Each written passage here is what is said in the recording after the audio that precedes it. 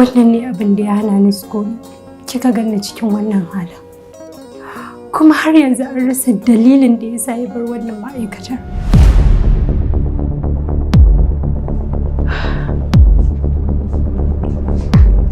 Ranke da ni ma abin da ke damu na kenan. Barin Umar Hashim wannan ma'aikatar ba karamar asara bace. Abin da nake so da ke ranke da ni. Office ɗinki office ne mai karfin fada a jiki a wannan ma'aikatar. Ki amfani da karfinsa da kuma matsayinki ne ya a wurin mai kamfanin nan. Domin ganin komai bai lalace ba. Ni kuma zan bara miki baya da duk wanda yake fatan haka. Na ji daɗin wannan maganar take Karima. Na gode kuma zan yi amfani da wannan shawara. Na gode. Allah ya ba mu iko. Amin, na gode ni.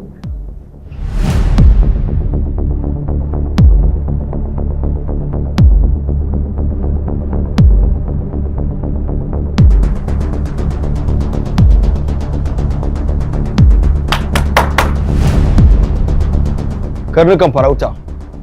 Mai gidanku da ya tafi. Saura kuma ku jira sakonku yana nan zuwa.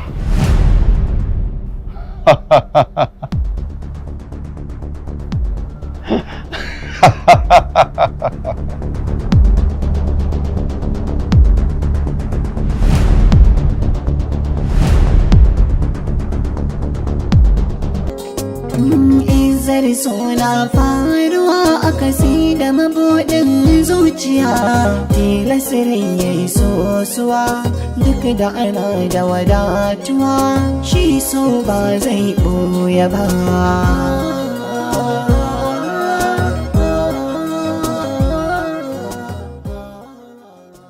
A'udhu billahi minash shaitanir rajim. Bismillahir rahmanir rahim. Yabo da jijjina suna tabbata ga mai kowa mai komi wanda baya neman komi a wajen kowa, mamallakin dukkan komai, mai arzikin da bai da iyaka. Amma ba da assalamu alaikum wa rahmatullahi wa barakatuh. Masu sauraron mu a daidai wannan lokaci, wannan cibiya ce ta Al-Fuad Islamic Research Center, cibiyar da kuke ji a kafafen sada zumunta na zamani wadda ta kware take da kwararrun ma'aikata, wadda yanzu haka take da reshe a cikin garin Bauchi da kuma Kano da Niyami a jamhuriyar Nijar.